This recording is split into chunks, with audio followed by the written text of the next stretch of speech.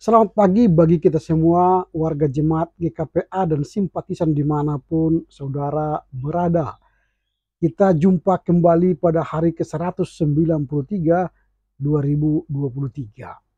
Sebelum kita memulai karya kita hari ini, kita mohon hikmat dan bimbingan Tuhan, kita berdoa. Damai sejahtera Allah yang melampaui segala akal, itulah kiranya yang memelihara hati dan pikiran saudara dalam Kristus Yesus Tuhan kita. Amin. Firman Tuhan yang akan kita renungkan pada hari ini tertulis dalam kitab Wahyu pasal 12 ayat yang ketiga. Demikian tertulis, lalu tampaklah suatu tanda yang lain di langit. Dan lihatlah seekor naga merah padam yang besar, berkepala 7 dan bertanduk 10, dan di atas kepalanya ada 7 mahkota. Then another sign appeared in heaven, a hawk-red dragon that had 7 heads and then 10 horns, and on its head were 7 diadem crowns. Amen. Demikian firman Tuhan yang berbahagia mereka yang mendengar serta memelihara kebenaran firman Tuhan. Amin. Tema renungan kita hari ini ialah gambaran simbol dari pertempuran antara kekuatan baik dan kekuatan jahat. Saya ulangi, gambaran simbol dari pertempuran antara kekuatan jahat, kekuatan baik, dan kekuatan jahat. Melalui penglihatan-penglihatan yang diberikan kepada Yohanes oleh Allah, ia menulis tentang berbagai peristiwa yang terjadi di masa depan, termasuk pertempuran antara kekuatan yang baik dan yang jahat. Dalam teks hari ini, Yohanes melihat tanda yang muncul di langit. Tanda tersebut adalah sebuah gambaran simbolis dari pertempuran yang baik dan yang jahat. Yang baik itu mewakili kekuatan Allah dan umatnya, dan yang jahat itu mewakili kekuatan setan dan pengikutnya. Dalam penglihatan itu, naga merah padam yang besar muncul di langit. Naga merah padam besar muncul di langit. Naga ini menggambarkan setan atau iblis, musuh utama Allah dan musuh utama umat Kristen. Kepala 7 dengan tanduk 10 yang dimiliki oleh naga ini memungkinkan atau melambangkan kekuatan dan otoritasnya yang luas yang dimiliki oleh iblis dalam dunia ini. Jadi ini simbol otoritas kekuatan iblis di dunia ini. 7 mahkota itu memungkinkan menunjukkan dominasi atau kekuasaan yang dimiliki oleh setan ini atas dunia ini. Ini simbol pertarungan yang baik dan yang jahat. Naga pada merah itu simbol setan yang menguasai dunia. Penggambaran simbol ini merupakan gambaran tentang pertempuran rohani yang sedang berlangsung antara kekuatan surga yang dipimpin oleh Allah dan kekuatan jahat yang dipimpin oleh setan. Nah, kita Wahyu secara keseluruhan memberikan pesan tentang kemenangan akhir Allah. Ini saya ulangi, kitab Wahyu secara keseluruhan memberi pesan tentang kemenangan akhir Allah dan umatnya atas kekuatan jahat dan penghakiman yang akan datang. Jadi walau naga setan padam yang berkepala 7 menguasai atau mendominasi dunia ini, tapi ingat, kekuatan Allah lah yang akhirnya menang atas kekuatan setan atau iblis ini. Tujuan penulis kitab Wahyu dalam teks hari ini adalah untuk menyampaikan pesan-pesan rohani kepada pembacanya, kepada kita.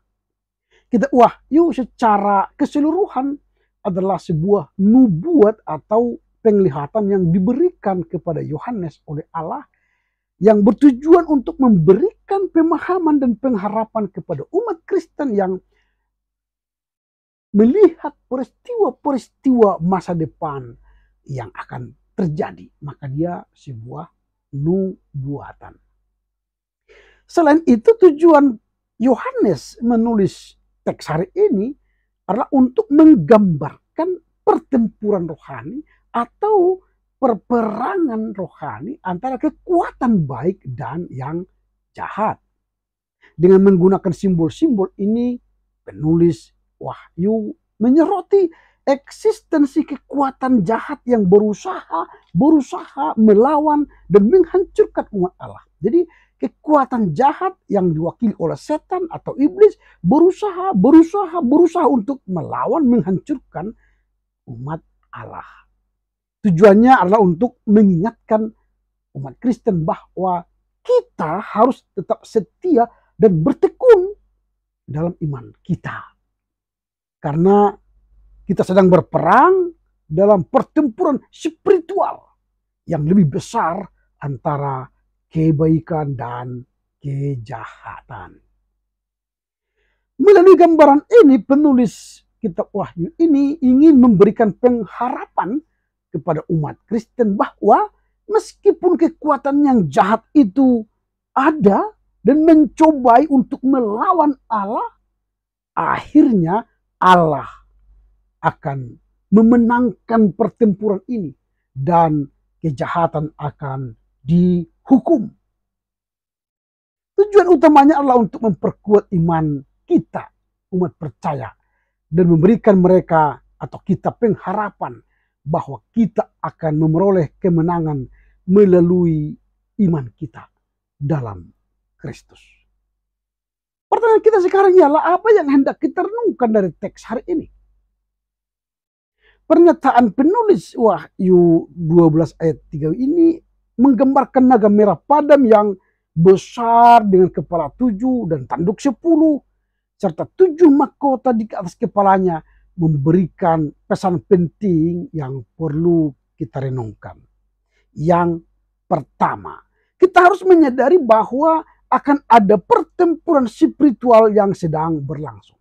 Kita harus menyadari bahwa akan ada pertempuran spiritual yang sedang berlangsung. Gambar ini mengingatkan kita bahwa ada pertempuran yang sedang terjadi di alam rohani antara kekuatan baik dan yang jahat.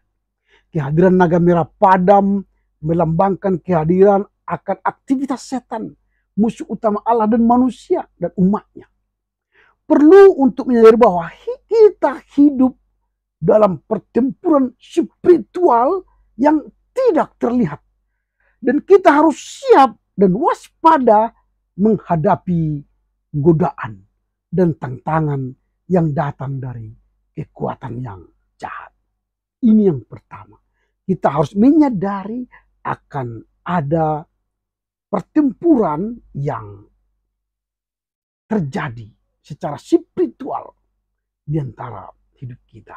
Jadi kita tidak melihat, tapi kita sedang berjuang melawannya. Itu yang pertama. Yang kedua, kita harus tetap menyadari bahwa masih ada keberadaan kekuatan jahat di dunia ini.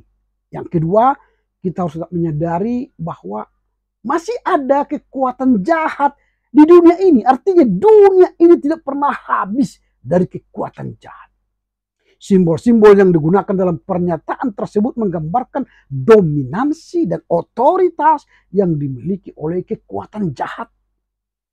Kepala 7 dan tanduk 10 menunjukkan luasnya pengaruh dan pengendalian yang dimiliki oleh setan dalam dunia ini. Hal ini menegaskan bahwa kejahatan ada di sekitar kita. Kejahatan ada di sekitar kita dan memiliki kekuatan yang kuat untuk menghancurkan kita. Perenungan ini dapat mengingatkan kita akan perlunya tetap waspada dan berpegang dalam kebenaran Tuhan, serta melakukan perlawanan yang terus-menerus terhadap kejahatan yang ada di sekitar kita. Itu yang kedua, kita harus tetap menyadari bahwa ada keberadaan kekuatan jahat dalam dunia ini. Yang ketiga, kita harus menyadari bahwa kemenangan Allah dan umatnya pasti terjadi. Kemenangan Allah dan umatnya pasti terjadi. Kita harus menang. Allah pasti menang. Meskipun pernyataan tersebut menggambarkan kehadiran kekuatan jahat ada dan di dunia di sekitar kita, kejahatan ada di sekitar kita. Tapi tujuannya adalah untuk memberikan pengharapan dan keyakinan akan kemenangan akhir Allah dan umatnya.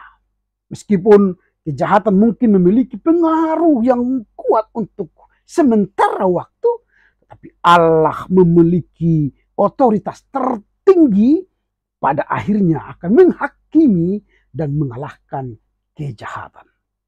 Oleh karena itu perenungan kita diajak untuk mempercayai Allah yang memiliki kendali yang penuh atas dunia ini dan akan membawa keadilan dan pemulihan pada waktu yang tepat. Itu yang ketiga. Kita harus mempercayai bahwa kemenangan Allah dan umatnya pasti terjadi. Yang keempat, yang terakhir, kita harus memiliki keberanian dan ketekunan dalam iman. Kita harus memiliki keberanian dan ketekunan dalam iman. Melalui perenungan atas gambaran ini kita dipanggil untuk memiliki keberanian dan ketekunan dalam iman kita. Berani melawan jahat, berani melawan setan, berani melawan iblis. Pertempuran antara kebaikan dan kejahatan adalah realitas yang harus kita hadapi oleh pengikut Kristus. Kita harus bertekun, berpegang pada kebenaran dan tidak mundur. Jangan mundur. Kamu, saya, dan kita jangan mundur dalam menghadapi tantangan yang dari kekuatan jahat.